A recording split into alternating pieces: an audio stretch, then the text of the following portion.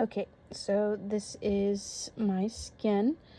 You have different layers. First, you have the epidermis. Inside the epidermis, you can have up to 4 or 5 layers. The first layer is your stratum corneum.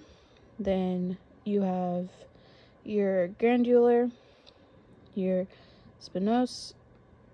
Then you have your basal. And then after that, you got your dermis.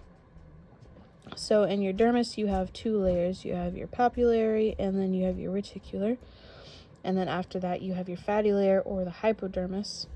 And then you get the muscle after that. So the function of the skin is basically to help with water loss, will prevent water loss, any type of injury, like mechanical, chemical, and it even helps protect you against different types of microorganisms. With your moles, you have your ABCD. The A stands for asymmetry. So you want to look for how symmetrical it is. B, it stands for borders. So if your borders are jagged or they're not a complete round shape or anything like that. C stands for color. So you want to watch out for moles that have like dark black spots, dark brown, dark gray, any type of discoloration in them.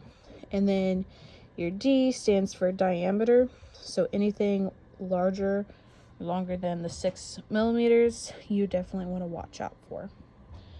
With your burns, you have first, second, and third degree burns. Your first layer is just going to be a bunch of redness. It does only affect the epidermal layer. Second degree burns, they do cause blisters and whatnot, and then they go further in, so they affect the epidermis and then the dermis below it. But usually it's only the upper dermis, but occasionally it can be lower. Then you get to third degree burns, and those are massive cellular damage. So those can go all the way down to your bones, straight through muscles, ligaments, and tendons and whatnot. And they're usually going to be like the gray and blackish and whatnot.